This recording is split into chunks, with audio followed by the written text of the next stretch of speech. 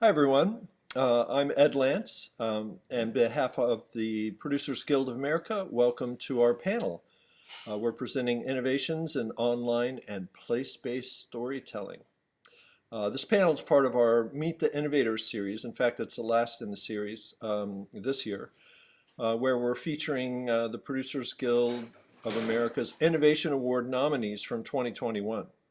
I serve on the board of the PGA's New Media Council. And to tell you a bit more about the New Media Council and the Innovation Award, I'd like to introduce you to Jenny Ogden, Chair of the New Media Council and Co-Chair of the 2021 Innovation Award. Welcome, Jenny. Thank you, Ed, and welcome everybody. I can't tell you how excited I am with the Innovation Award. This is our second annual Innovation Award, and it's the first award that really digs into immersive, interactive, innovative programming. So we're all very proud of having this award in its second year. And I'm looking forward to seeing everybody's submissions for 2022. So we'll be opening for submissions relatively soon. So keep that in mind. The Producers Guild New Media Council recognizes all of these formats. So if you're producing in VR, AR, interactive television, special venue, we do welcome you to the New Media Council. It's not just about TV and film anymore. So I would welcome you to apply. With that, I'm going to keep it simple and introduce Valerie Johnson-Redrow as our moderator today.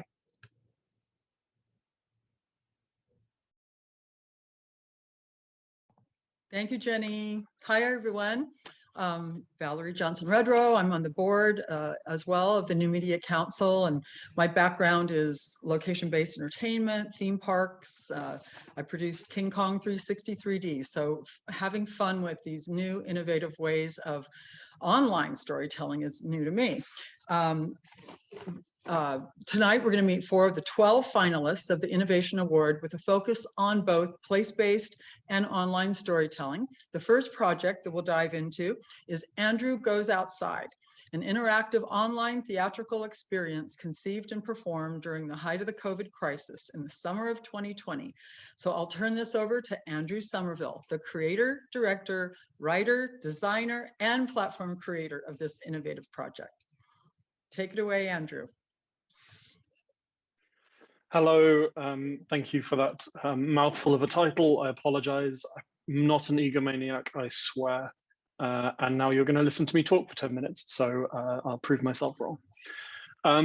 So I'm going to just share my screen now. And I've got a little bit of a presentation, but mainly a video to share with you all. So I'm hoping you all can see that. And I'm hoping you can see the right screen. I believe you are not. There we go.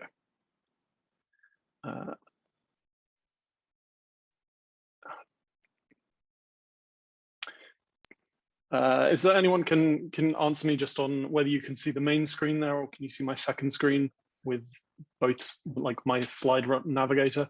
I think now we're back on you, but we were seeing your screen. Oh, Diana? I apologize. Let me go back to this. Okay, here we go. Yep. That should now be the main slide. Okay. So Andrew Goes Outside was a production with a very small core team. And I'm just gonna give a brief kind of overview of it, whilst I also mention basically who I am. So I'm bottom right there, Andrew Somerville. I'm obviously not from around these parts. I'm based in San Francisco as of the last 3 years now, but I'm originally from the UK, from London. And I've been working in the immersive arts for about 15 years now, largely theatrical, but also in AR, VR, kind of a mixture of different things, including a lot of digital overlap. And I'll explain what that means, because about 10 years ago, I had the privilege of getting bored of traditional immersive theatre in London, which was all the rage and kind of saturating everything. And with a small group of people started making some work which we formulated as audience as protagonist. So it's the idea of reframing everything in a much more interactive, much more kind of audience-focused frame, whereby the audience was the protagonist of the story worlds that they inhabited. And I'm going to explain kind of some things about what that means, but I'm going to give you an overview first from the perspective of Andrew Goes Outside. I'm going to play a video. And I'm going to stress, one of the COVID limitations on this was being in San Francisco only for the last couple of years, I didn't have a huge network of performers. And in COVID times, I didn't really have the ability to teach the normal form of performance that I teach. So I performed as the protagonist. It's definitely the weakest part of the entire project. And again, makes me seem more of an egomaniac than I swear I am. But I will now show you the overview video of Andrew Goes Outside. Okay, so I'm just going to talk a little bit about Andrew Goes Outside now. And I'll pop up a couple of slides just to keep kind of me honest in terms of what I'm focusing on at that specific point in time. But largely, Andrew Goes Outside was the story of a man that was trapped. Now, obviously, that was very much inspired by real current events in the world. But fundamentally, it was also the advancement of an idea that I originally pitched back in the UK into the television industry in about 2015. Now, the kind of origination of that idea was I wanted to try and find a way to bridge both real life and virtual interaction, and kind of come up with a theory of audience interaction that incorporates multiple types of audience interaction and commitment fundamentally, but do so simultaneously and not one at the cost of another, which is normally what you see in these kinds of shows. So having pitched that at the beginning of the coronavirus, kind of saw an opportunity to really start to tell that story. And that's why we took such a big swing with such a small team. And I'll, quite the scale of how big a swing that is will hopefully become apparent in the next couple of minutes. But essentially, like, we started this out to do a couple of things. Firstly, we wanted to give kind of the audience real agency. Now, real agency incorporates the freedom to succeed and to fail, and also to really take control in a number of different ways, not just influence the like binary choice points, but also influence throughout the entirety of the kind of action, like to involve themselves in various different ways at various different points. Now, in this show, from the very first episode, basically, the main character reaches out and he is all alone. And he immediately situates him with regards to the audience as the audience, he's reaching out for them to help him. It creates a very clear paradigm between the audience and the protagonist. And narratively, it allows them to really feel like they have a role to play in the world. And as they build that agency,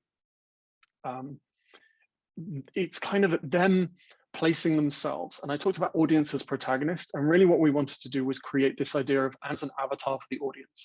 Andrew is going through a pandemic, much like everyone else is, and kind of what could you do, how would you respond in the situation of a slightly heightened pandemic, but kind of find a way of cathartically like working through as a group, one person's journey within that kind of terrible world.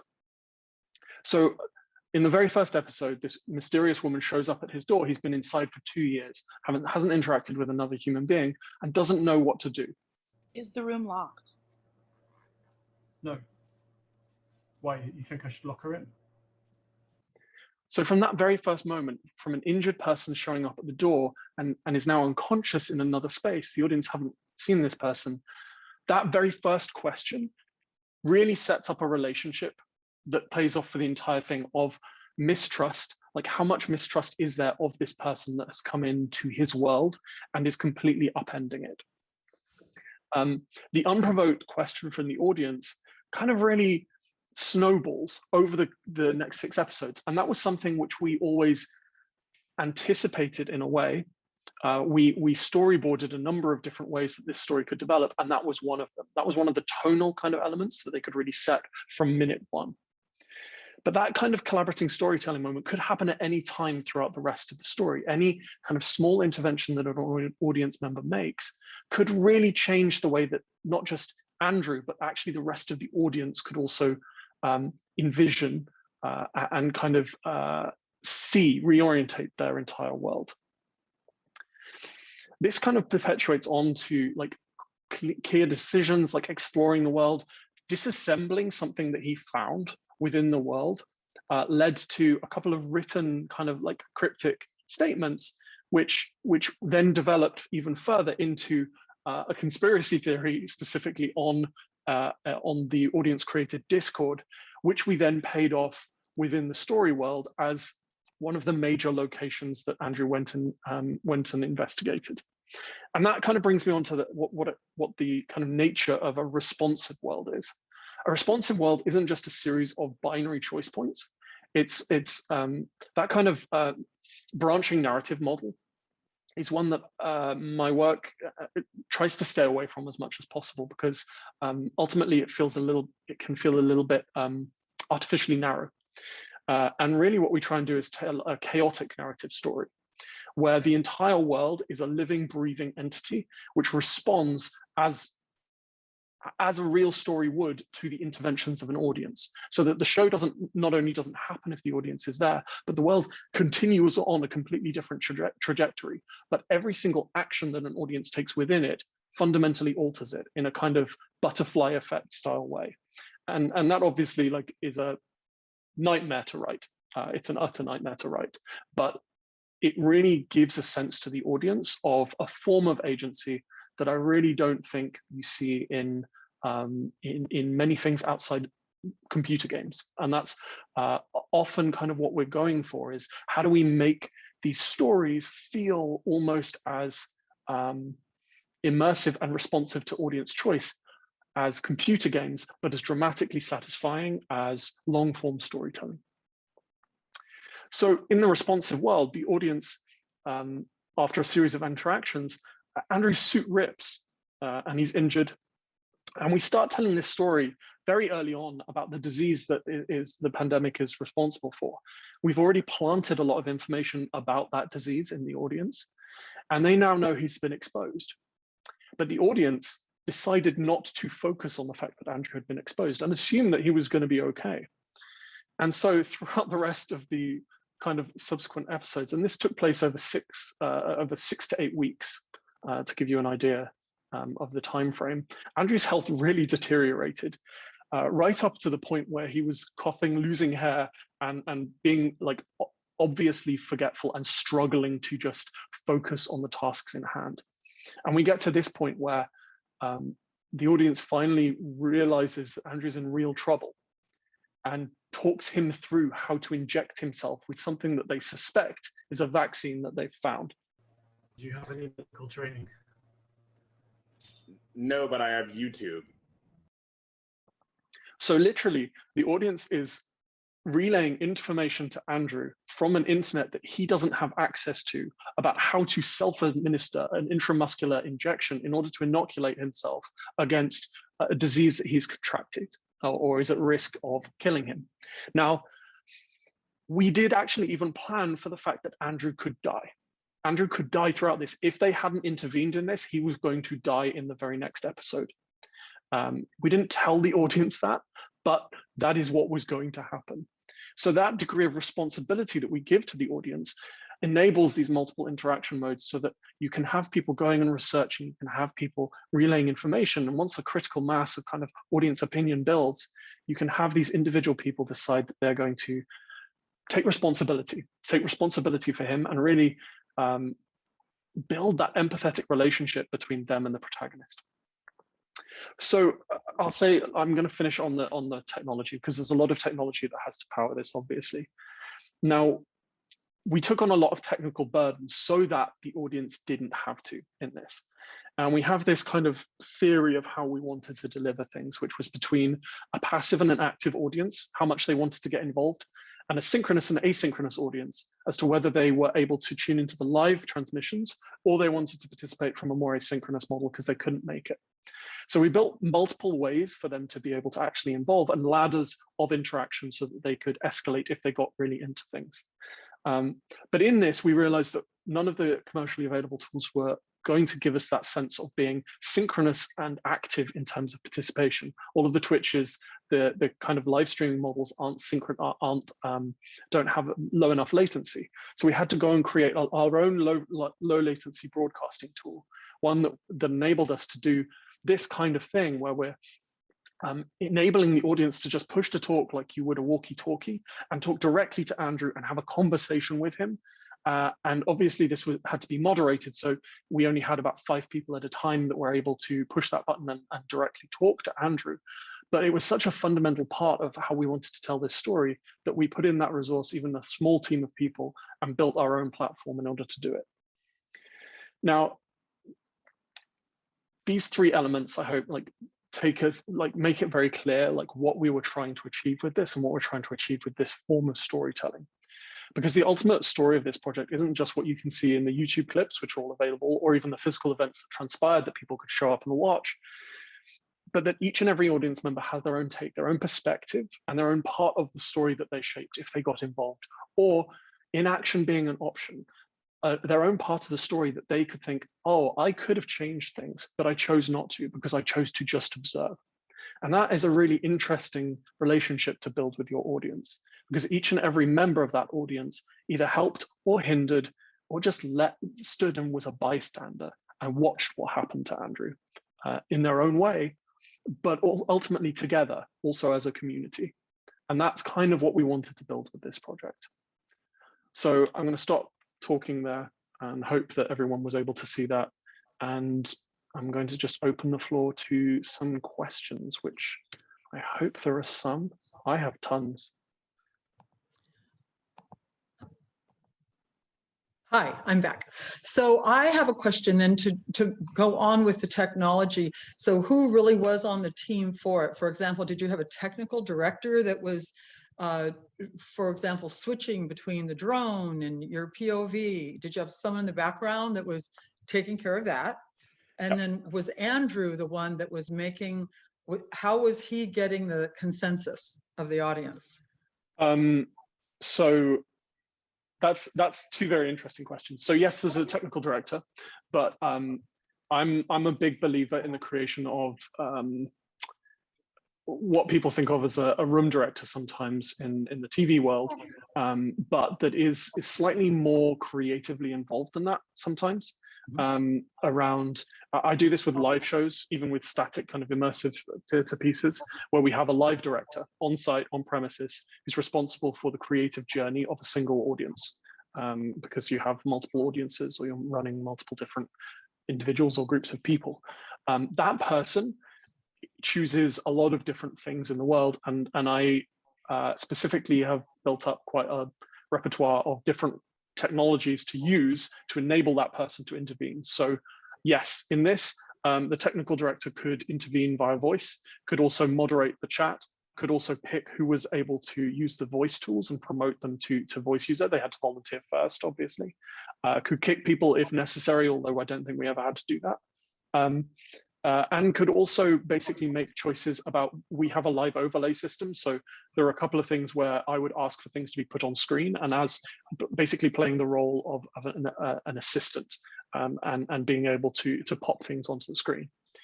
And the second thing, audience consensus, is a really interesting question, because artificially trying to build consensus deadens an experience a lot of the time, and you kind of don't want to do it. And that's why this is kind of goes up to a pyramid, right? With the largest number of people participating by just watching, just observing, either asynchronously or synchronously. Then you've got a number of people who are able to participate in chat and be kind of very happy at that level of building a consensus. And then if you really wanted to have your say, and some people just got on the voice chat in order to specifically say one thing and then just drop off because they didn't want to be conversing, but they felt so strongly about a specific action that they had to put themselves forward and do that. And that kind of like laddering effect allows us to build a consensus by who is willing to take responsibility. Because what you don't want is basically a consensus which is distributed responsibility, because that's how you get the worst kind of group psychologies taking over. You want something where people have to get up and say, no, I think you should do this. And then the rest of their community holds them accountable for what happens to Andrew afterwards. That's the model that kind of secretly like the psychological model that secretly enables a lot of this. Interesting. And then how many followers did you attract? How many players, like at once? So at once, our tech capped out at 100 simultaneous people on chat and voice. We have subsequently got around that system. We had a couple of episodes which had severe technical difficulties because the one piece of technology that we bought didn't work as advertised. And we ended up having to build our own solution for that. But that was 100 live people, but passively watching just like a separated stream, we had up to about 200 people live and about 1,000 people as the total audience. Most of those participating by reading emails, keeping up with social media, and watching some of the episodes synchronously and some of them asynchronously via a couple of different services that we have made available. Great. So Well, not huge numbers of people, a relatively small number of people, but this was also, I'm going to highlight, this was originally a proof of concept, right? So the only marketing that we did was, I think we sent out 100 emails, maybe 150 emails to basically friends, allow word of mouth to snowball. And then we did some Facebook advertising specifically to weird demographics in order to, on Facebook, to make sure that we got some weird kind of interventions in so that it felt very strange to anyone who was going and discovering it on Facebook and the storytelling there, because you would get people who had no connection to this whatsoever, no connection or no interest in this, who would see this in their timeline and then comment on it as like, this looks weird, why are you doing this? Like, oh, that looks like a nasty injury, just from out of the blue, so that it kind of blurred the lines between what was real and what wasn't. interesting. Well, one more question and we'll wrap up this segment. Then are you using the same technology, moving it on to another project? That's the plan. We're planning on doing a subsequent project either at the end of this year or the beginning of next year.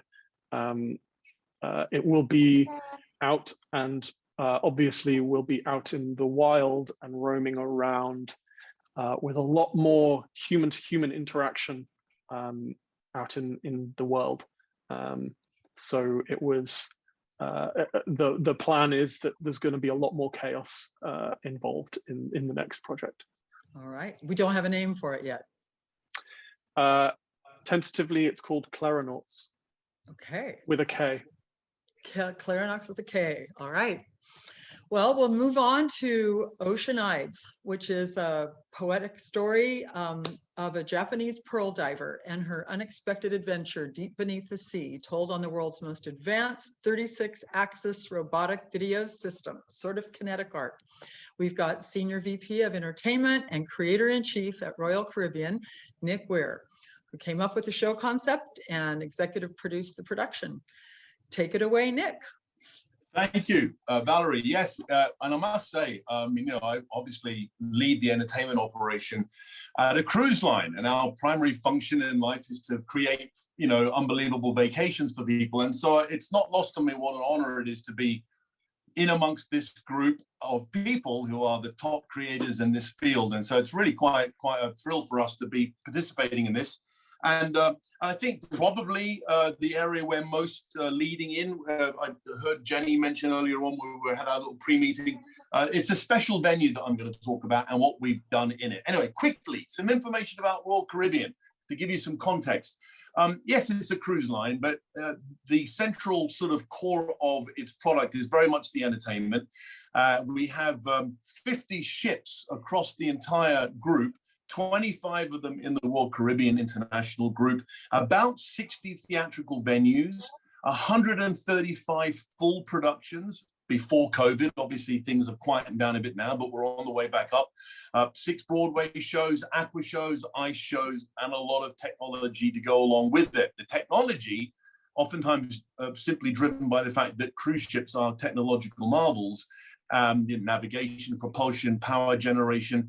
And so it's really a very simple step to the left to make sure that our technology in the theaters is on a par. So it's a perfect environment to create in, and boy, did we create in this. So obviously I'm the leader of a huge team that created Oceanides. I'm just gonna try and do a bit of sharing here. It's gonna be clunky because I'm on my iPad, but bear with me, start the broadcast. It's gone probably blank for a few seconds. And now we should have the screen. Don't panic, anybody. There it is. Okay, so quickly, the Oceanides is going to be appearing on that vessel. It's already opened down in China on a vessel that was in China, but that's Odyssey of the Seas. It's actually coming into operation this summer. It's a beautiful vessel. 169,000 tons, 5,000 guests. It's over 1,000 feet long. I'm just going to point out a couple of cool features because I can't help myself. But oops, where did it go? There it is. That there is the North Star. That's a sort of a platform that takes you hundreds of feet above the ocean, and there's all these cool things. That there is that's a wind tunnels for creates the opportunity for the simulation of a free fall event. And then this is the important bit. I'm getting there. That there at the end of the ship, that is a theatrical venue called 270. It's a special venue in every sense of the word. It's called 270 because if you stand in a certain position in that curved glass, you get an uninterrupted 270-degree view of the ocean. But let me take you inside. Inside is this venue, which is really, people have been trying to reinvent the theatrical space since the Romans did the Colosseo. It usually doesn't work, and you normally end up coming back to a proscenium arch theater. However, in this case, we kind of did it. This is a very cool venue. So that at the back there, that is the windows that we just looked at from the outside in the daytime, but at nighttime, we lower in a screen. We have 18 projectors mapped and blended to give us a 135 feet wide, 12K video surface. And then we've got a very trick stage. And that's the cast on it now. These things go up and down and left and right. And there's the cut. As you can see, the audience is very close to the action. But the piece of technology that allowed Oceanides to take place is that. That is our robo screen installation. It is literally 6 robot arms. I hope I'm manipulating the screen in a way that makes sense. Those are robot arms, and those are 7 foot by 4 foot high resolution video screens attached to the robot arms. And I'll be talking more about this in a minute. But by having video on a robot arm, it allows you to move that video screen in 3-dimensional space. So that's a beautiful shot. So as you can see, when we do our big productions, we make use of everything. A cast, there's the trick stage. As you can see now, it's kind of like a cake. We've got the Vistarama at the back. In this particular number, we rendered life-sized artists on the screen. And of course, at the end of the show, you have the illusion of hundreds of dancers. And then, of course, once again, the robo screens. This is the nested position. They're not doing anything at the moment. In fact, they're probably on their way up into the ceiling. If I zoom in on that, that is the beam, which weighs 5 tons for reasons that robotics require. I haven't got time to go into it, but it goes up and down on that track, and we can get those screens out of the way entirely. Okay, I'm now going to hopefully stop sharing.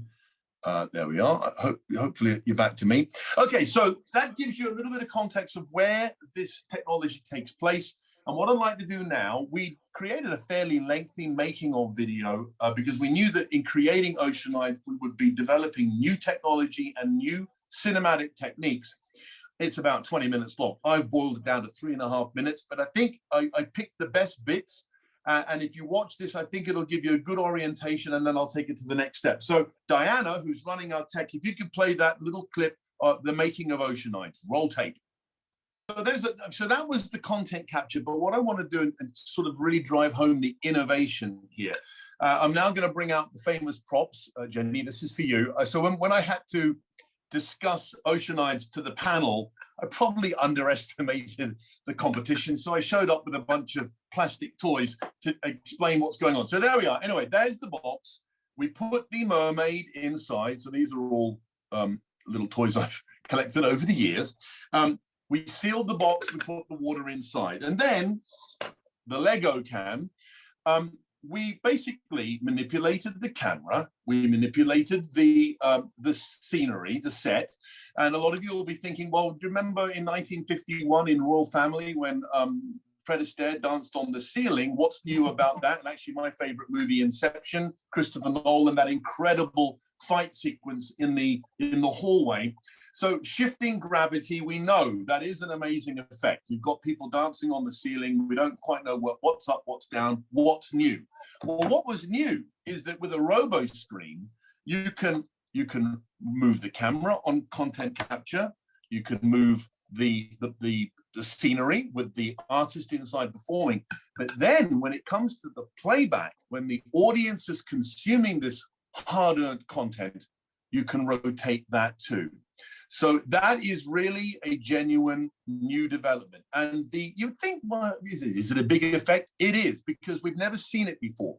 The audience, when they're watching the image, which is manipulated, we've obviously treated it special effects, we've given it all sorts of, oomph. But when the actual delivery system rotates as well as the performer, the final effect is amazing. And the robo screen system is actually offset from the Vistarama. So it's a very three-dimensional feeling. You've actually got, it's 3 dimensions without the glasses, and it's a virtual experience without the headgear. So we kind of stumbled on a really new way of delivering content. I will give a shout out now because there's a very key, obviously Moment Factory are great partners of Royal Caribbean, and we love working with them, and they're the consummate professionals. But the key is a gentleman by the name of Andy Fleecis. We call him Andy Robot. And what he did, the innovation that he came up with, is a robot arm is normally designed to build cars quickly. So it goes between the straight, what's the shortest distance between 2 points is a straight line, and robots tend to do that. Andy figured out how to apply an animation program to a standard robot. So the robot, instead of just going from A to B, it actually can see 30 frames of positioning per second. And that allows you to put this content that you've created on a very organic platform. And the final result's quite stunning. And I'm going to give that a little glimpse of the final result right now. As I say, this hasn't debuted in North America yet. It will do so in about 2 weeks. So this is really an exclusive for the Producers Guild of America and everyone that is now watching this broadcast. The final piece is about 5 minutes long. And as mentioned in the video, it's the story of the Japanese pearl divers. And she goes down on her normal day's work and interacts with these 5 beautiful water nymphs. And each one of them has a different character. We've got all the different wildlife. But of course, there's a money shot, and the money shot is when we finally rotate the tanks. And as you'll see in the shot, the meniscus, the horizon of the water, stays perfectly level as we rotate the tanks. And the illusion is astounding. You genuinely are convinced that there are 6 tanks of water with 6 performers inside, live in front of you. So if we could now, Diana, show that wonderful shot from the final actual presentation of Oceanides. Roll that. That's a nice little exclusive. So you can see it's very poetic, it's very beautiful, and people generally look at it for the first time with their jaws dropped, because it is such a different, fresh way to deliver video. That's a fairly standard shot, the rotation, but when we actually also add all of the beautiful organic 30 frame per second positioning, the final result is stunning. It's heavy engineering meets art. Those robots are powerful. There's a lot of protocols we have to go through because the robot does not know that you are in the way. So we have to make sure that there's no interaction between humans and the robot arm. So there was a lot of science behind that, but it's a stunning effect. And here's the thing I love to say: there are 5 robo screen installations in the world, and all 5 of them are on Royal Caribbean ships. So it's genuinely, from a marketing point of view, it's wonderful to be able to say this is exclusive to Royal. So there we are. That's the piece, Valerie. Do you find it poetic? Do you find it poetic? And I think what's brilliant about it is when the square rotates, when the monitor rotates, and you did leave that little corner that looks like there's no water in it, it makes it all so much more believable. Yes, exactly. And that's a great point that you noticed, because the first couple of times we did it, we didn't leave that little gap. And it wasn't as effective. So well spotted. And then, so the media itself is 4K on those monitors. What are the monitors? Are they off the shelf 4K monitors? Or yeah, I mean, so one of the things that happens the area of competition in the cruise industry is the latest hardware.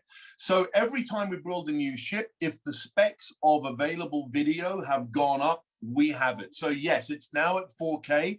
The original playback was in 1K. Honestly, on these screens, once you get 30, 40 feet away from even a 7-foot screen, it's kind of hard to tell the difference.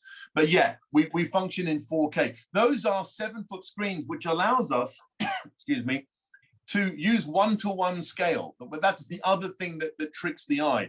They are exactly scaled, and somehow the brain is aware that they're perfectly scaled, and all of that adds to the illusion. so you shot each scene because you only made one tank to shoot it in. Yes. So there's one source for each screen, and that was shot at what? It's digital. So you shot it like 8K or 4 or something. Exactly. Yeah. Well, because we're very much aware that 8K screens are next, we shot it in 8K. Right. Yes, one tank.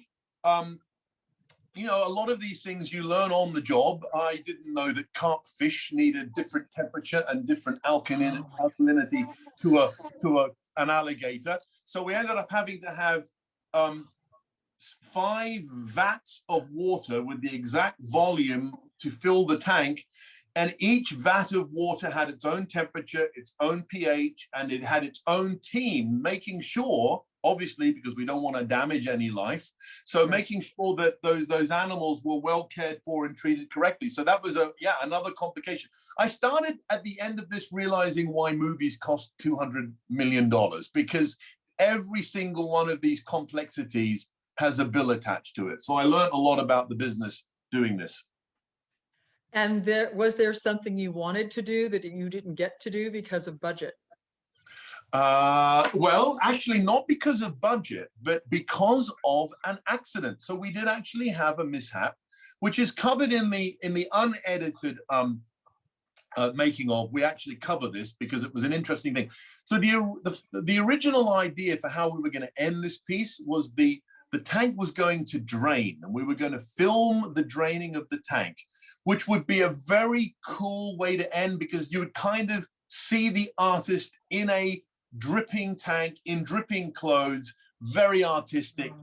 So when we only had one shot at this because we didn't have time for any padding. So we had, the whole thing was sort of down to the minute. When we drained that tank, the suction was more than any of us had calculated. And the artist actually got sucked down into the water. And was actually hurt, not gravely, but certainly hurt enough for us to have to whisk her off to the emergency room. Anyway, she came back the next day. She was able to finish, no permanent damage. But that shot, obviously, once we realized it had more risk than we thought, we ended up not doing that shot. So yes, we ended up doing something much simpler. I wish we could have done the draining. I feel like that would have been a kind of a cool way to end it. Yeah, that would, but still, it's beautiful. So all of the lighting is in the media. You've got show lighting in the space as well, but it's none really, of it, none of it done in post, Valerie. We were very determined. Julian, the director, and Saki, the leader of the team at the moment, we decided together that we were not going to do anything in post. And so every single lighting look, the costumes, the makeup, it is all as it was. We created it live. We filmed it in real time.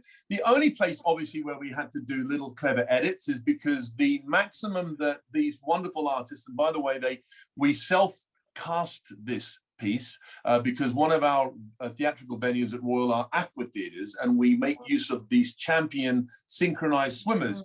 So they had the skills in neutral buoyancy to do the performance we needed. But yeah, so they all jumped in, they all performed live, and it was an amazing, and they were brave. I mean, they could hold their breath for about 40 seconds.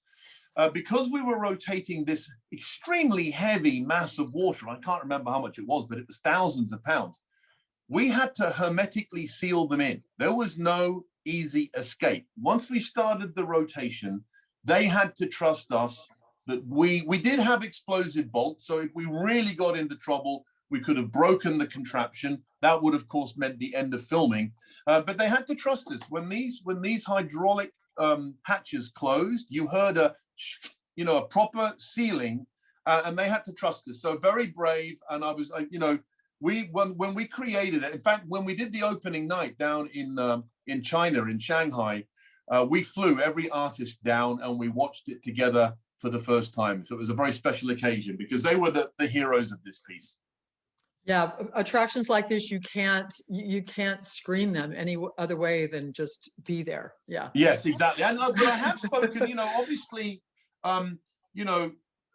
Michelangelo, to create wonderful content, needed the Pope. I have Richard Fain, our chairman, who of course leads the entire operation. And I did speak to him recently, and I suggested maybe, while this would be an expense of quite sizable proportions, I would love to put this installation in an art museum, and maybe get some sponsorship, because I think I'd love to be able to show it for more people than just the guests that cruise with us, because I think it's worth it. And he was agreeable. So watch this space. I'll keep you posted.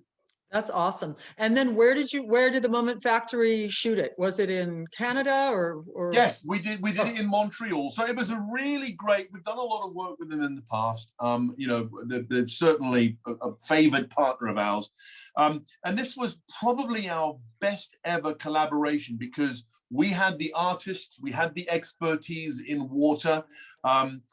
We had a lot of that side of it. We are a live performance company. We have 2,000 artists. We have talent in every area. And they are so comfortable with big, bold projects. Canada. In Montreal, there's nothing that can't be created in that city. So super proud of that combination. And I will tell you, because I intend to win the competition next year, Valerie. I intend to win. We have a new idea, which we've already started penciling out for us to come and compete again. Interesting. Yes. We'll have to talk about that. Yes. All right. Well, Yes. We'll finish up on this segment right now and move on to artificial remote, and we'll be back to discuss with more questions if the audience has them. Thank you. Artificial remote intelligence. Bernie Su is a 3-time Primetime Emmy Award-winning interactive creator and showrunner. He's here to present his show. It's the 3rd season of the Twitch original series. It's remotely produced, scripted, serialized sci-fi series that is not only presented live, but it's a full audience interactive experience. So tell us more about it, Bernie. Thanks, Valerie. Just doing a audio check. Giving me a thumbs up. You good? You hear me? Great. Yep. Awesome. Get right into it. I'm going to do a keynote first and then play a couple videos. I'm actually going to play music in the background of this because there's actually precedent for this, and there's a reason why I will. But a little mood music for us here. All right, let's go for it. Let me get my keynote going. I just completely lost the window. But we'll get that going. Here we go. All right, so what I'm actually going to do is for this award, a lot of people, we do a presentation for this award. So I'm actually going to do the exact presentation with a slight change in the video element at the end, so you can kind of see those of you who want to go for this award, see what I did, and take some things for your own inspiration or not. Here we go. All right, so all right, here we go.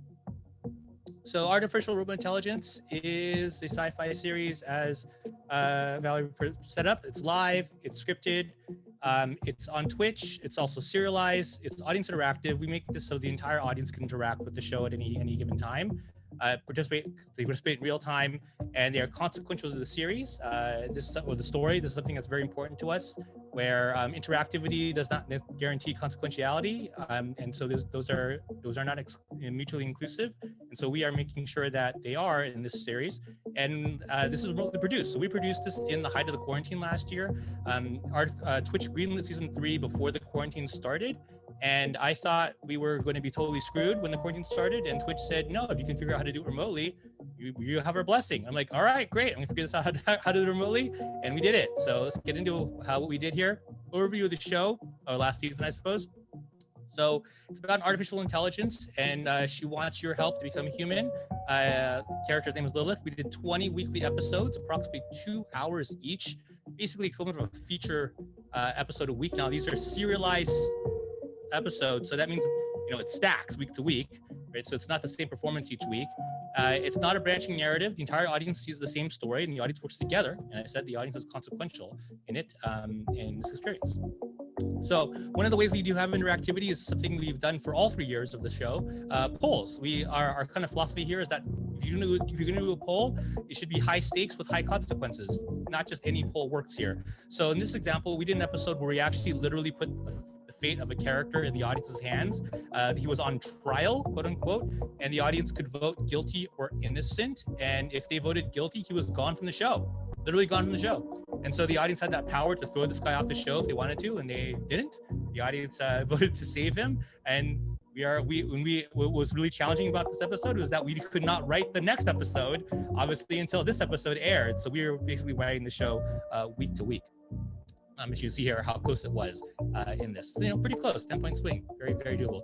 Remote production, this is something we get asked a lot about how we do the show. So the show was entirely remotely produced last season. And wait a second, do one quick adjust here. Window blocking. All right, that's a little better. Okay, so I can see what I'm doing here. Okay, so the actors perform live from locations, basically from their homes. I have still not met the full cast yet. So you can see there are basically 10 actors here, or 9 actors here. I still haven't met like 4 of them, even though we worked together for 5 months. And hey, it all worked. We also worked the story into the show. We worked that the AI being is very dangerous. So she's quote unquote isolated, and that's why no one should be in physical contact with her. And so that's how we kind of designed the show. And something happened here. And so what we also did is we designed this series to look like a Twitch show. So you can see here's a kind of just random image that you would see from the show. And so it doesn't look like a Zoom call. It's something that we were very, very cognizant of, that we wanted to feel like a show and a sci-fi series. So it does have production design. It has all the elements here in this as well. Going on to this, one of the things we also wanted to challenge ourselves for this season, this is something we did this season that we have not done before. Can the audience participate in the actual production of the show? Be a part of the storytelling experience, not just the reactive experience. So, and be consequential at the same time. So this is what we did. We called them world building episodes. And so the audience was given the power to change the show from behind the scenes, kind of out of world experiences. They got to write scenes, not necessarily entirely from scratch. They were kind of skeletons, but there were variables that they could just inject in.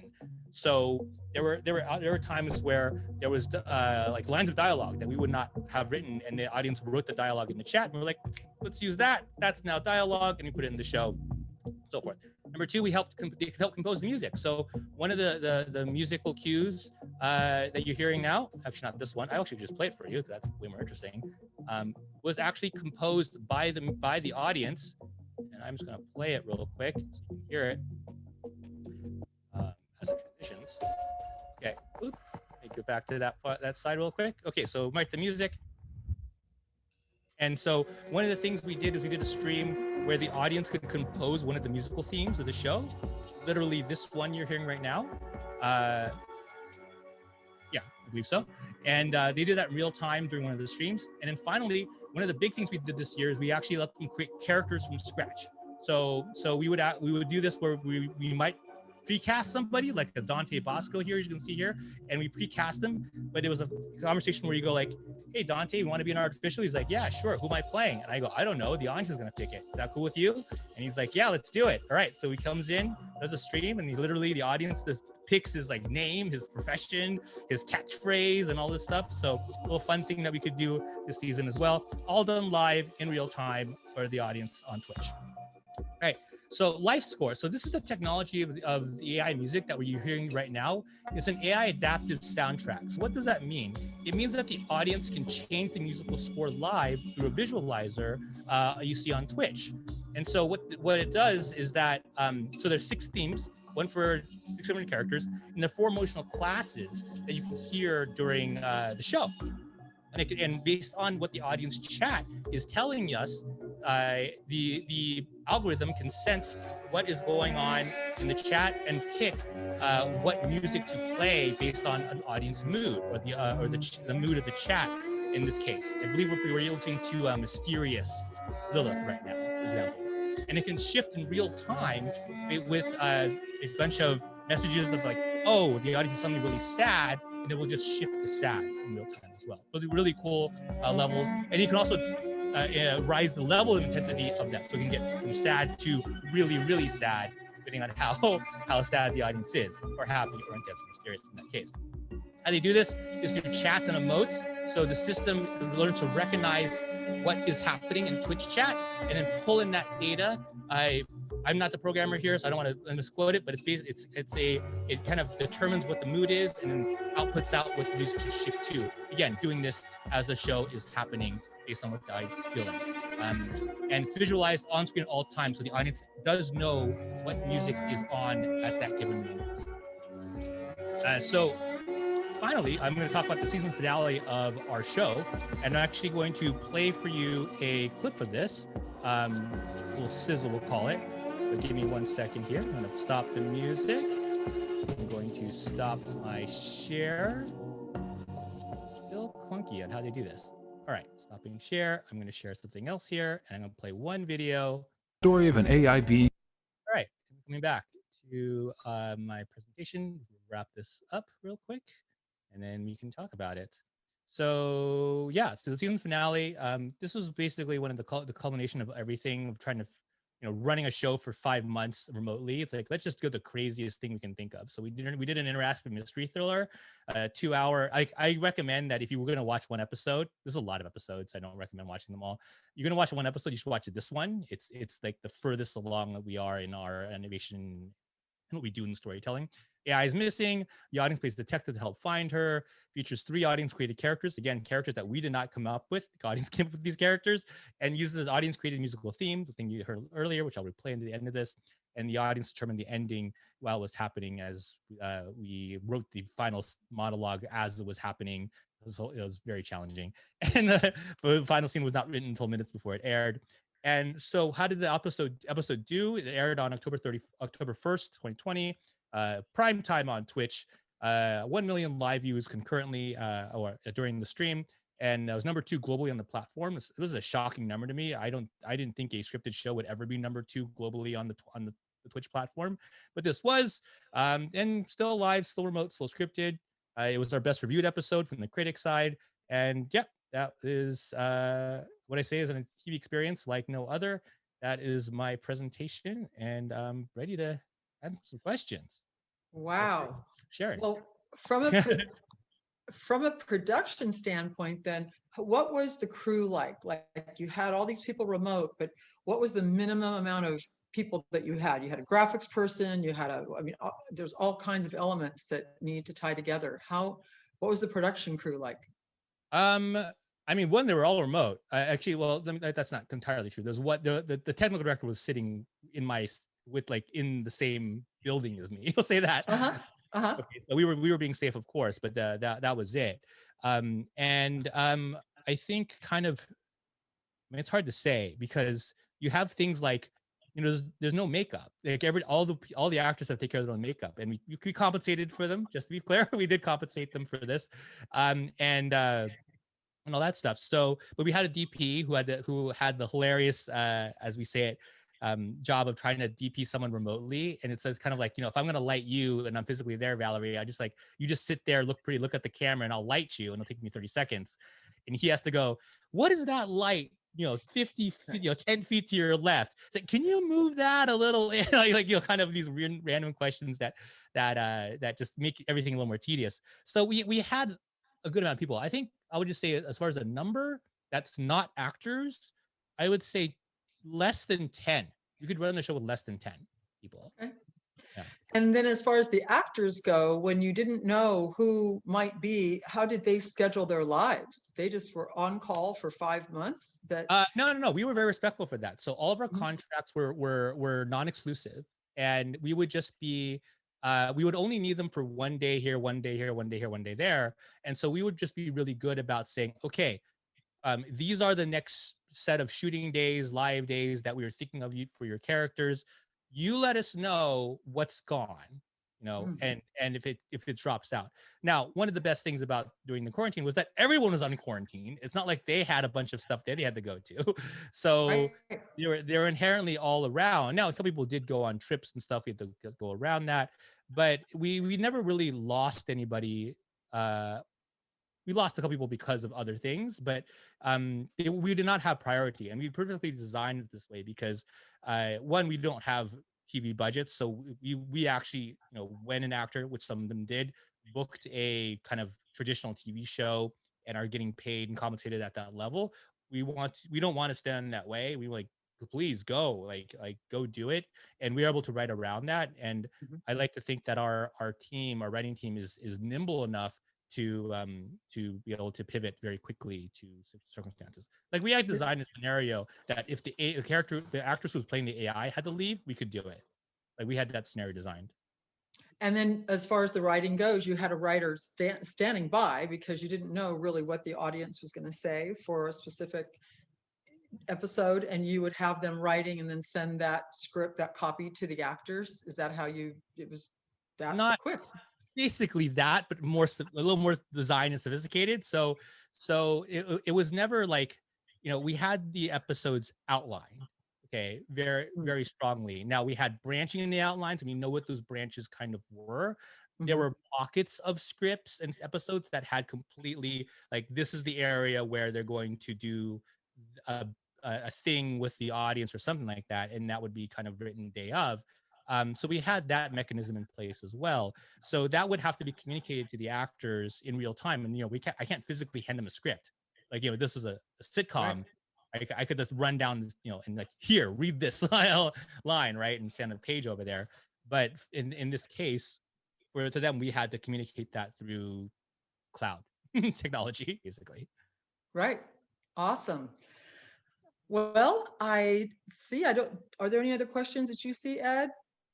We'll still hold on to the end to talk about some others, but I will. No problem. Well, let's move on to the next project then. Jared Geller, thank you, Bernie. Jared Geller is the co-founder and president of Hit Record, a creative platform that powers collaboration between over 1 million artists around the world. He's an Emmy and Tony Award-winning producer and an active member of the Producers Guild, as well as the Television Academy's Interactive Media Peer Group. Take it away, Jared. Tell us all about Create Together. Well, yeah, I want to be mindful of everybody's time. I know I think we're maybe running a little late, but let's see. Okay. No, we're fine. Oh, we are? Okay, I thought. Yeah. No, we're right on schedule. Okay, perfect. Yeah. Perfect. So just a little bit of background on Hit Record. If you don't know who we are and what we do, we are on a mission to inspire creativity through collaboration. So the idea is that everybody in the world has the, creativity is a human universal, and we want to provide an occasion and a community for people to make things that they couldn't have made on their own. And it's funny because when we got into lockdown, I think like literally everybody had to stay at home. My co-founder and creative partner, Joe Gordon-Levitt, he called me and he was like, man, this is like, people are, isolated in their homes. Wouldn't it be great if people could be inspired to not only be creative together on our platform, but also make a show about people being creative during this time when everybody's separated. So as I said, we're a platform that hopefully inspires people to be collaborative by using technology, whether it's mobile apps, our mobile app, desktop, et cetera, et cetera, et cetera, to contribute little ingredients that can build up, ladder up into finished pieces of content. Whether that's, you know, let's write lyrics that will ladder up. Let's write lyrics together that will make a song, or let's all, you know, create. Let's all, you know, record videos that ladder up into a short film, or let's all draw together to make an animation. We put out bite-sized pieces, bite-sized calls to action on our platform, on our mobile apps, and on social media to engage people to contribute to the creative process. We've been doing this for a pretty long time. As I said, we, you know, Joe Gordon-Levitt and I started this this platform about 11 years ago, and we've created all kinds of art, you know, through this collaborative methodology from people from all over the world. All contribute to the creative process to create, whether it's books. We have an ongoing book collaboration with HarperCollins, or we make content that goes into video games, music, and visuals that go into video games like Watch Dogs Legion or Beyond Good and Evil 2. Our work is screened at Sundance, and we've had you know, partnerships with Netflix and Sony and Samsung and Levi's and Zappos, and we also make television shows together. So we actually, so like I said, Joe Gordon-Levitt called me and he was like, we should make a show about this moment in time that people are being creative together during the pandemic. And what would be really awesome is if we could actually create the show as people were watching it. So in the past, when we've made TV shows on linear television or streaming, we would put out calls to action, make an entire season of television collaboratively, and then people would have to wait for the next season to be greenlit before we could start making it again. And we thought we had built our technology, our platforms to such a degree that what we wanted to do was, if we wanted to release an episode with calls to action embedded within the episode, and have our audience watch the show and have them create the show as they're watching it week over week. So the way that it works is we would go out with a creative prompt, like for the pandemic, for example, tell us a story about a scene that's happening outside your window right now. And people would write stories. And then the next prompt, we would get thousands of stories of people writing about what's going on outside their window right now. And then the community would edit down some stories. Some stories would, you know, become popular on the platform. And then we would identify, or community producers would identify, oh, let's make a short film about these stories, or let's combine those stories to create a narrative of what people are experiencing right now outside their window. And then other calls to action would say, hey, let's take this story and use our voice app, and people would record voiceover of reading the story out loud. And then we could create, you know, with the thousands of contributions that would come in of people reading the story, we could create an audio edit. And then an audio edit would lead to, hey, let's all contribute visuals to provide visuals for the audio edit. And that's how we make each segment of television that we were creating. But each of these calls to action were embedded within each episode of Create Together. So for example, episode 1, people would start watching it, and there would be calls to action within each episode, so that people then could then, if you're watching the show for the first time and hadn't contributed, you could then watch the show and contribute to next week's episode. And it creates this sort of virtuous flywheel where the audience and contributors are just becoming one and the same, and the audience and the contributors are becoming greater in the sense of scale, because way more people are watching the show than are able to participate. So in the end, Create Together season 2 that we just wrapped We had 17,000 artists from 105 countries around the world contributing 58,000 pieces of art. And it was definitely the most participatory project that we've been able to launch thus far in our 11-year history. And I think that it's because by getting our technology such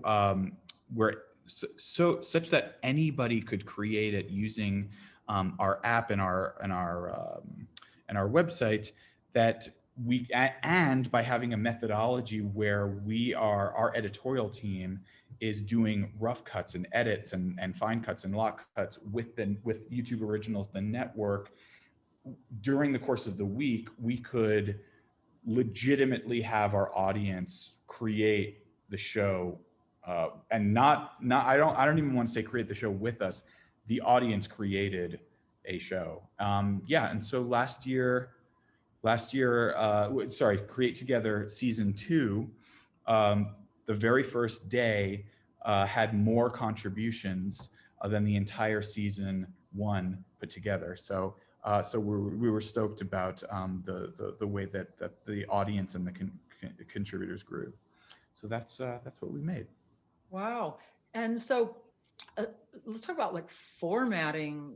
When people submit things, your app takes care of that. So they can have it at some aspect ratio that wouldn't have fit. All that was simple stupid by the time it went through your app. That's great. Absolutely. I mean, I think if you use, especially the mobile app, if you make it really easy for people to use or for people to contribute, they'll do it. And so like we have a very simple audio recorder, whereas if you see any piece of text that you want to provide a voiceover for, our app allows a user experience where you just select it, you can record it almost like a teleprompter. While you're recording, it's all in the same screen, and you can contribute to the project without having to toggle or do anything. And we have similar user flows for every format. And photography, video, we remind people when they're shooting video to turn their phone. Right. And the more that you make it really intuitive for people to create and collaborate, because it's not just about providing the ingredients, it's remixing other people's thing or adding on top of, because that's really how things get made. And so what we have found is that all of those little things that we can do to make the user experience a little easier results in more people participating. The higher the quality of art, the more effective the artwork is for the audience. And also, honestly, like the less work we have to do. To that end, we provide the budget for the content creators. So everybody whose work, all of the thousands of people whose work makes it into the final show, they get paid. So the people whose, in fact, right behind me, I don't know if you can see, I'm in my office right now. Those are all, we always send out thank you notes whenever we send out payment processing. We used to send out checks that now we send it digitally, but we would always send out a thank you note for people's creative contribution, because we didn't want it to feel like a financial transaction between Hit Record and our community. Now all the payments are digital, but we still send out thank you notes to everybody whose work is resourced in the production, because it's a special relationship that we have. That's really nice. I was going to ask that question about, did people get paid like you would kind of a royalty for funniest animal videos or something like that? But I mean, it was a same amount of money for everybody whose piece got it's not the same used. amount. It's not the same amount of money, actually, because certain contributions will make more of a creative, I hate to say creative impact, but will have more influence with the direction of an episode. For example, if you had the idea for a segment versus just you adding your voice to a chorus, Right. writing a segment of television is going to impact the creative in a more substantial way than just like a hand clap or voice Right. of chorus. And so we have a whole system in our UI of how what we do is we call, we make community payment proposals, where we say, this is what we think it is. And then there's 2 weeks for the community to give their feedback. Oh my gosh, that's great. To say like, hey, you missed me, or I think this, and then after 2 weeks, every comment that gets made gets responded to. We might not necessarily agree, but at least every person who raises their hand, we will respond to it. And I think that's really what most people want in a conversation is especially when we're talking about art and the value of art. Like, I just want to at least have my voice heard. Absolutely. And have you found that some of the people that you've put together through these shows, have they gone on to create things, music absolutely. or art? That's just a really great, absolutely. Yeah. Yeah. Well, so interesting. Wow. And again, you've got there's a big team as far as production goes. That it's it's a nimble team. We're used to working remotely, so we really wanted to lean into the storytelling. Because we have members all over the world. And so what was really interesting, season 1, which we, by the way, didn't have any intention of doing more than one season. Season 1 was about how is the world coping with what's going on right now. Each episode was about, how is the world coping? And so when you see the experience of somebody from the United States versus, or right next to the experience of somebody who's experiencing this in Russia or Japan or China or Europe, that's where you really start to understand the scale and to hear the stories. And that's really and so the easier the technology is, the more people contribute their stories and the more interesting stories surface, because it's like, we always say, like, some of these stories that we're able to tell, there's no way you would have come up with it in a writer's room in Hollywood. They're real life people. So that was season 1, was all about how is the world experiencing the pandemic together, and expressing themselves creatively. Like, we had a whole segment of just saying, like, we're going to make like a punk rock music video where people are just screaming. Like, they're like indoors and they're just screaming. So you have people all over the world just screaming. And we made like a punk rock music video for it. Season 2 was all about planet Earth and going back out into the world and seeing, natural, the natural world, almost with fresh eyes, because we're going out for the first time. And we just got recognized. We were just nominated for an Emmy for season 2. So we're stoked. Wow, congratulations. That's so awesome. Yeah, okay, well, you know what? Let's bring everybody back in right now, because I did want to kind of talk about just how COVID affected. I mean, it obviously was a great beginning point for Create Together. And then now look where it's going. Do you think it would have happened, Jared, if COVID hadn't happened? You probably wouldn't gotten that call from? No. I mean, this is what, no, this was a completely new show. Born of COVID. Yeah, I mean, it was all about, like, wow, what an interesting, unique experience. We create technology for people to be creative and to collaborate remotely.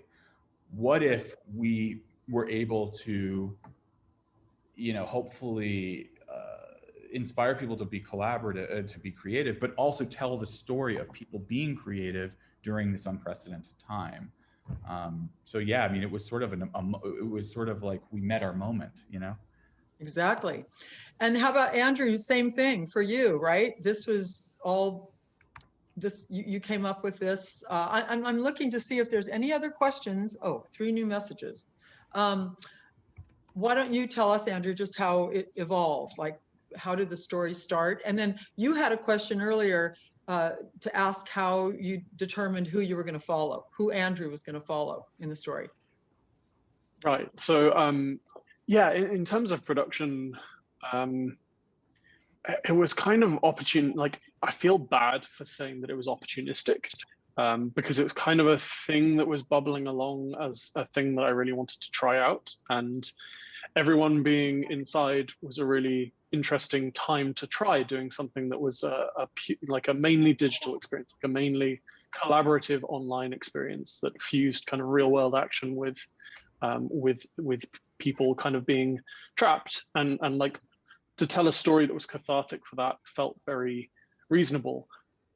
And as soon as it kind of happened, I kind of closed down another project that was in the works, that was just not going to happen because of coronavirus, and just, you know, decided to run with it. And honestly was more worried about the streets starting to fill up with people again early on, because we had no idea how long it was going to take. And I was like wandering around San Francisco dressed in that, right? So the fewer people on the streets, the less likely it was that I would have to deal with strange situations happening on the fly, and you know, just making sure that trying to keep that contained and a little bit more manageable early on. As for like how to determine who to follow and kind of who to listen to and whose instructions, whenever you've got like conflicting opinions from an audience, is instant drama without you having to do any work. So it's great because the audience is writing their own like script and dialogue for any kind of moments of conflict that arise like that. So from my perspective, I loved it when there were differing opinions, and you can literally, you effectively turn into more of a moderator of debate sometimes when you can kind of stoke some of the claims. And then ultimately, you know, because making dynamic choices, you can either kind of put your finger on the scale if you really want to, if you think that the audience reward for going down a specific route is going to be more or less, or you can just embrace the chaos of like, I don't know what this is going to lead to. I'm going to go and talk to this strange person in the park. Like I'm going to go and do this when this is something that we haven't planned for, or like don't have any strong plans for. We got loose plans for, and just see where it leads, and kind of see where the audience wants to take something. And often, you know, the audience will have great story ideas that they can inject through that process. So I'm a big believer in trying to enable that. And do you think the audience is more receptive to multi-platform storytelling than they were 5 years ago? Yes. Whenever more, you began. yes. Yeah. Yes. I think I don't know. I'm greedy. I have future greed, so I'm always trying to look at like what the next thing's going to be. I think there's more acceptance of it in lots of ways, but I think that a lot of the ways that people do the kind of multi-platform approach is, if you're in a screen, you're a spectator, but if you're present, it's much easier to engage. And I think that managing that and managing the kind of engagement that you get, because the kind of engagement that you get when people are behind a screen is, as we know, as beings that exist on the internet, often can have very negative consequences as very positive ones. So how do you kind of manage that and deal with that? I think that it's evolving, but I think yes, progress has been made, but I don't think we're nearly comfortable enough with it yet. I also think yeah, I was that going to say, audiences are more open to it, but I think as producers, we're getting better at doing it. You know, it's not just, you know, I think multi-platform storytelling, I think we would almost think of it in this one way, but it can be so many things. And when you make it so many things, it's more appealing to people because there's all these different ways that they can interact. Exactly. Bernie, why don't you comment on that too? What about your So experience. I'm not going to disagree with any of the storytelling side of this. I am going to disagree as it's better. And I'm going to give you a technological reason for this, because all the platforms are being going stronger at walling their own gardens. And so, I mean, you just, my history, I did Lizzie Bennett Diaries nearly 10 years ago, and that was the multi-platform bonanza. We went from YouTube to Twitter, to Tumblr, to Facebook, and did all the things. Great. Awesome. The audience loved it. But Andrew and Jared do. Looks like the audience loves it. Not saying, that's not the case. I'm just looking at it from the scale of, okay, if you start on Facebook, you want to get them off Facebook, that's really hard. If you want to start on Twitter and get them off Twitter, that's a little easier. If you want to start them on Twitch, get them off Twitch, it's incredibly difficult to do this. So our artificial, like people go like, oh, Bernie has all this history in transmedia storytelling, multi-platform storytelling. That is true. Artificial is not multi-platform storytelling. It is one platform. It is Twitch, and uses Twitch better, my biased opinion, better than any scripted show has ever done it. So, and that's where I think, yes, sometimes it's great. Like Discord is great for multi-platform, amazing.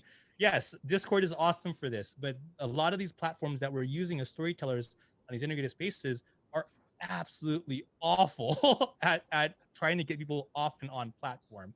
TikTok, super hard, really hard to get people off and on for storytelling perspective. You wanted to go from TikTok and drive to a sale on Amazon, okay, you can do that. But trying to drive them to say, hey, go follow this Twitter feed, TikTok, super hard, super difficult. And that's where I think there's a big barrier.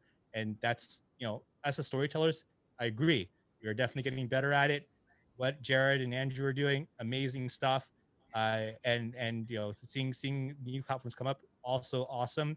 It's just you trying to start on one of these platforms that their whole business model is to keep everybody on their platform. You're already against behind the eight ball a bit there. So then let's talk about like the future monetization of all of this. Where is it going? Like I think with Jared's project or Hit Record, you've got you have show sponsors that kind of feed that machine to keep people interested. But what do you do with your interactive project? Well, for us, we do brand partnerships, we do partnerships with television networks or streaming partners, but that's that, and we've been doing that for a long time, and it's a good, it earns revenue for us. It keeps the lights on, and it really also, and we're able to pay our community. It really acts as a top of funnel, like people who are like, oh yeah, I want to be a part of this new TV show, or I want to do this. And then they come, they're onboarded, and then they stick around because they like being a part of the community. Mm-hmm. For us, we're actually weeks away from introducing a new platform offering that's going to be a direct billing relationship with our community, which is something that we've talked about with our community all around the learn space. People on our platform, because we break down the creative process into bite-sized pieces, people are learning by making things themselves on our platform. So we're going to be actually introducing a completely new way of not only learning, but participating in the creative process and really experiencing the joy of creativity and the positive creativity through not only a teacher holding your hand, but also our product doing that as well. Right. Nick, I'd like to ask you then, as far as the shows that you've done, that creates, it's a success. Is that the mark of success for you for a show like yours, to pack the shows? Does it affect, have you done studies on that? Does it bring audience in? Yeah, it's kind of it started out as a razzle dazzle. I am definitely in the mass market entertainment business. In fact, I'm sitting here making notes thinking, how can I incorporate multi-platform storytelling into the cruise industry? So I may be calling you three guys, but at one point, when the world didn't have a way out of COVID, if you remember the dark days of about 9 months ago, you know, all of a sudden I've got an entertainment media that is essentially an avatar on the end of a robotic arm, and there's no exchange of aerosolized gases. So for a little while, we started looking very seriously at it as a way of entertaining, you know, full theater, you know what I mean? It started out as something cool and something fun and something marketable, but at a certain point, guys, I don't know if everyone remembers, but there was no theater on planet Earth. And there was no talk of vaccines really, and so there was no way out of it. And we started doing some serious research into, can we create entire theatrical productions, essentially with pre-recorded avatar-like performances on a three-dimensional moving, delivery system. So that's where we went for a while. Then luckily, obviously, things have started to look a little bit brighter, and we're putting the robo screens back in the novelty category. But for a while we were thinking this may be the only, we may accidentally be at the cutting edge of the future of theater. And I have a question about those screens. If it's rough water, has all that come into play with your theater system? You must be a little bit of an amateur roboticist. That's a great question. So yeah, robots by the nature of the way they work need to be somewhat self-aware. So they need to know where gravity is to within a micron of a degree, and because they need to adjust, and they also are very sensitive to vibration. So one of the reasons these 6 robots are on a 5-ton beam is because when one robot goes to the right, and these are fairly massive objects, especially with a 7-foot screen, they can affect the robot next to them. So that had to be damped out. But now when you put a robotic system on a moving vessel that's moving, if you think about it, we've got 36 axes of robotics, but then we've also got the pitch, yaw, and roll of a cruise ship throwing gravity in all sorts of directions. So yes, that was one of the big complications of installing robotics on a moving vessel at sea. So well spotted. And yeah, it took a lot of engineering, and that's one of the things actually that when you do anything in a theater on a cruise ship, you get incredibly strong structure for free because it's a steel ship designed to go through the ocean. So oftentimes we have a shortcut there. Whenever we do, I mean, we've done a lot of 3D flying recently, which is the art of flying an object using 4 winches, and I won't bore you with it now. But that would normally, in a normal theater on land, you'd have to put in incredible amount of infrastructure, which all comes free. So that's one of the reasons you don't see robo screens elsewhere, is because to build the infrastructure that can take those kind of forces is very difficult. But that big beam is not like a steady cam at all. It's solid into it's the solid. ship. It's Yeah, rock okay. solid. It's rock solid. And Yeah. we do everything we can to make sure that each robot is functioning as a separate entity, because they will essentially, through vibrations, talk to each other. Right. And I have a question from someone. Do you think you've found a faster path to produce the next show than the previous one? And what is the timeline to make Oceanides and your other? Yes. So we started 5 years ago on our first ship that had this system, and it was all guesswork. I mean, especially when you're mixing 3 very interesting entities. The robots are built by ABB. This is an industrial company that makes robots for the car industry. So that's a certain mentality. Not very artistic, wonderful engineers. Then you've got, graphic designers and animation creators, and it's all art.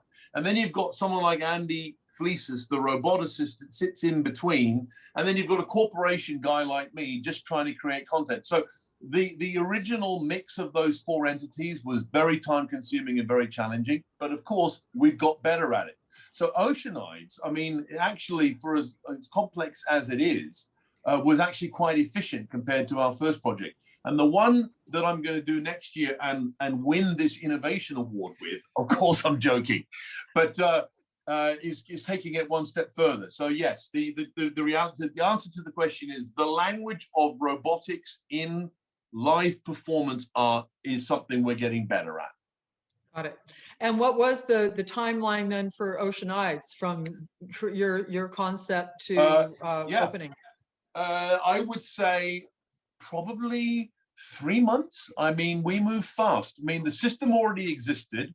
We already, you know, the players involved all knew what they were doing. Once we had the idea, we wanted to move fast on it anyway. The recording, we did it it was about a 4-day shoot. And then, you know, then putting it all together in post was complex. But it was, yeah, we're getting much better. But when you consider that the first round of content we created on the Robo screen took 2 years. So we went from 2 years to 3 months. So yeah, definitely getting better at it. Wow, that's interesting. Well, and now with COVID, I mean, you had to take this big break. So now things are starting to open up, and is that affecting your entertainment production, or are you just saying this is a great time to make some new stuff so that we're ready? Yeah, so two answers there. From an entertainment point of view, of course, we were shut down. Right. In fact, I was in a difficult position because, you know, the entertainment industry was shut down. And then the cruise industry was not just shut down, it was shut down by law. I mean, we were probably the only industry in the world that was actually told it doesn't matter what you're doing, you can't do it anymore. So that was quite complicated. But now we're seeing, obviously, we're coming out of it. And, you know, things are looking a little bit brighter. But for a while, it was bleak. But yes, in times of trouble in the cruise industry, that tends to be when shipbuilders get busy building ships, because we inevitably come out of these big catastrophes on planet Earth. And shipbuilding is a long lead time, and it's very complex, and it involves, in many cases, governments back, you know, to get involved. So yeah, we immediately went to town thinking about the future. Right. So and the venue that your show is in, that was something that you created for that, the whole venue, or did you adapt to that existing dining hall, or was that a theater created for? Yeah, so you know, again, Royal Caribbean, it's kind of famous, but coming up with new things. You know, when we first put an ice skating rink on a cruise ship, everyone went, "What? There's ice on board a ship?" So it was really part of that. It's our mantra. So we purposely tried to reinvent the theater and seeing if we could come up with something that had never been done before. And we did. You know, that whole venue, even the way it's designed, the audience is very close to the live action. We've deconstructed the stage. There's no proscenium arch. There's actually no backstage, because the back of the stage is that window. So all of the dressing rooms and all of the technologies below the theatrical space, which is why they come in on those vertical torpedo tubes. And they can be turned up to quite, you know, we can catapult people in. It's you know, like, you know, if you remember, Michael Jackson used to start his concert coming up through a hole. So we do a bit of that, yeah. And did you call those Kuka arms? Aren't those robotics? Yes, called exactly. Kuka arms? Yeah, exactly. We did that. We did the show, the Harry Potter show was on a Kuka arm. Really? That's what started that whole thing. And a lot of people got sick on that ride before it was reprogrammed to not have that. It was a big cleanup problem after every. And the other interesting point is how many very strict rules there are between the interaction between a human being and a robot. There are rules. When you go to the ABB factory, they have defined pathways with fluorescent tape. And if you step outside that pathway, alarms go off, because you're now within the striking distance of a robot arm. If you stay within the predetermined pathways, you're safe. So it's quite interesting stuff. Very exciting. Yeah. I see some people in this chat going, yeah, could you do any of these shows that require a signal on the ship? So I don't know, Jared, Bernie, or Andrew, do you want to talk about that?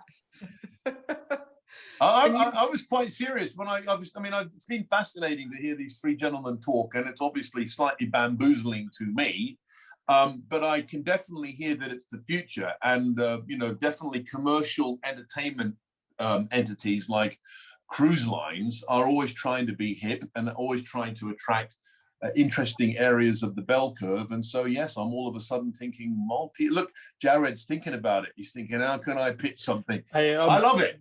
I was thinking about just like, you know, I think you said your passengers, 5,000 passengers. Yes, on that ship. Yeah. Yeah. I mean, wouldn't it be cool to just be able to record what you're experiencing that day that might be unique to you, whether on the ship or in port, and say, oh, these interesting things happen, upload it to some sort of platform, and be able to create a unique story experience just with the people who are on board that ship that week. You know what I mean? And saying like, oh, this happened today to people, on, Yeah. and then when different things happen on the ship, like maybe it rained one day or it was really hot or, whatever, the different ways that different people from wherever they come from in the country to be on that ship or wherever they are from the world, be able to share their experiences. And one of the things that you guys have been talking about is you talk about your audience very much as it's a community, and it's they're not just receiving the goods, they're participating in it. And that's what a cruise is. One of the unique things about a cruise compared to going to a Vegas hotel is that when you set sail for 7 days, over that period of time, those individual guests start as 5,000 individuals. By the end of the cruise, it is a community.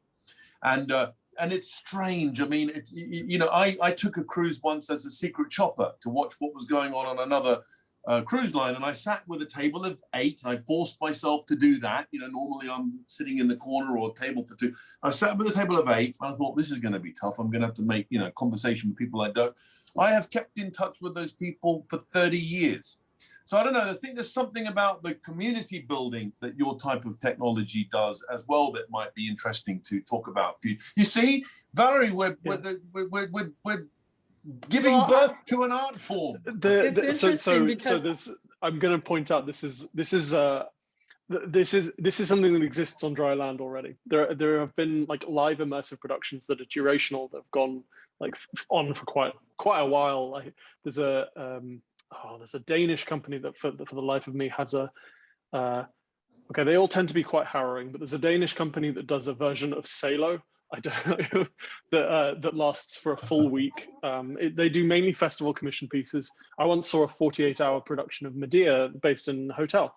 So you go and you stay. So there's already a lot of kind of experience and exploration about like what you can do when you essentially have an audience in a bottle for a much longer period of time, already signed up for something longer than two hours, like signed up for multiple days.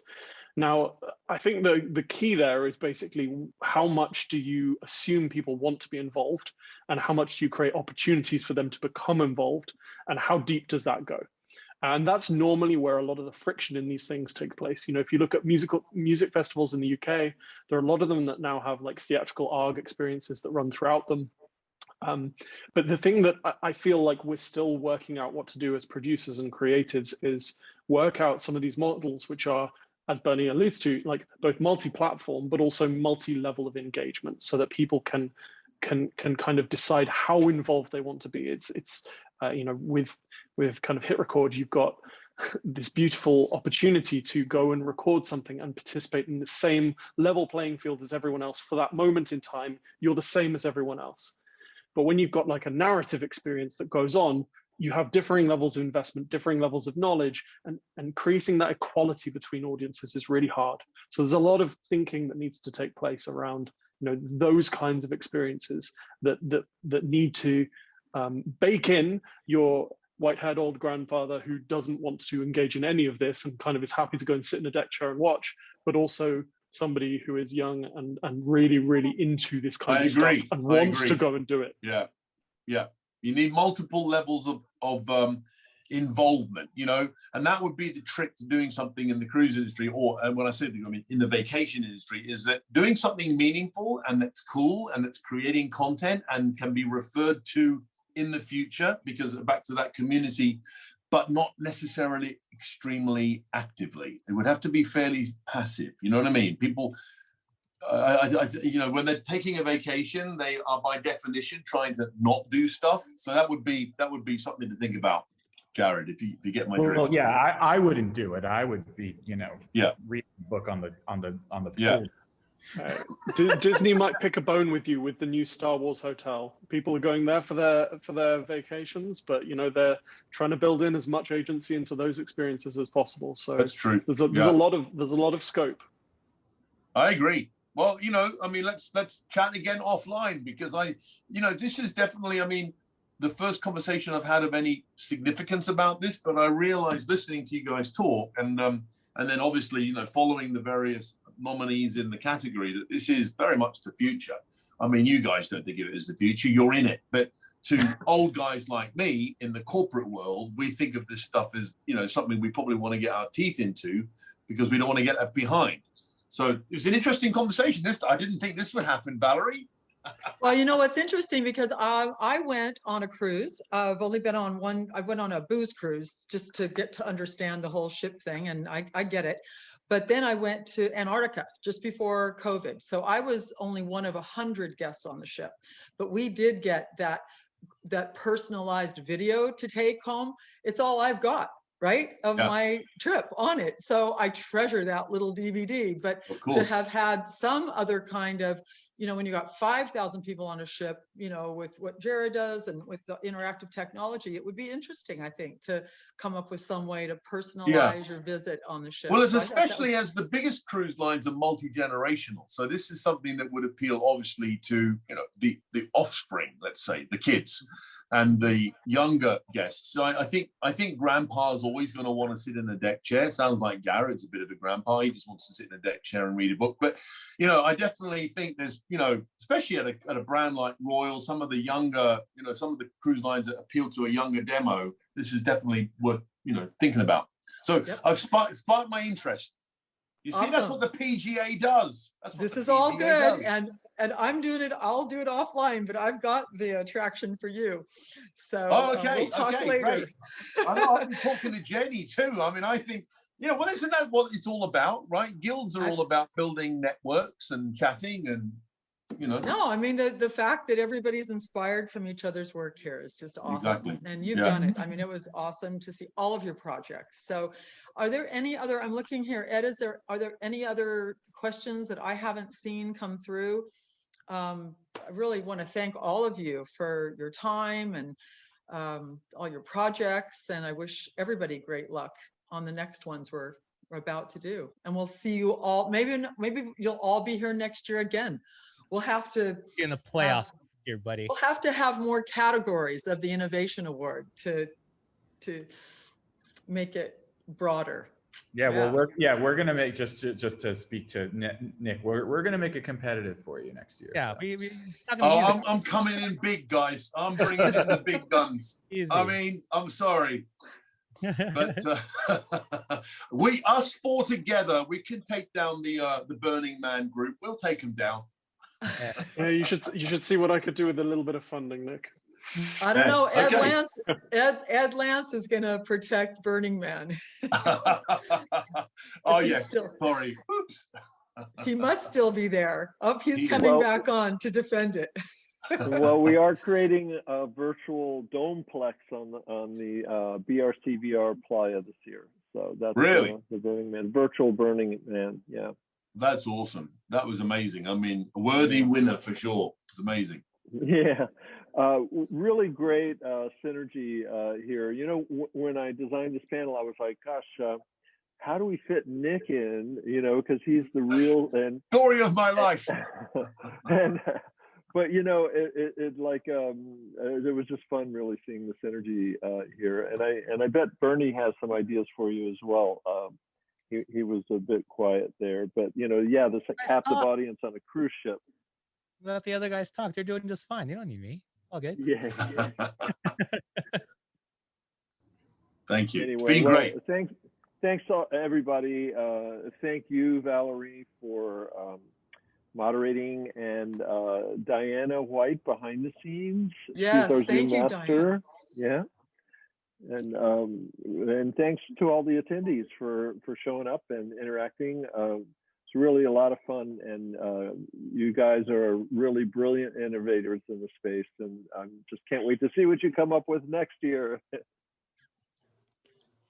Awesome. All right. I think we're signing out for now. Bye, Diana. Thanks, guys. Thank you. Bye. Bye. And Bye. you can go to bed now, Nick. Yes, I'm going. Bye. Bye. Bye.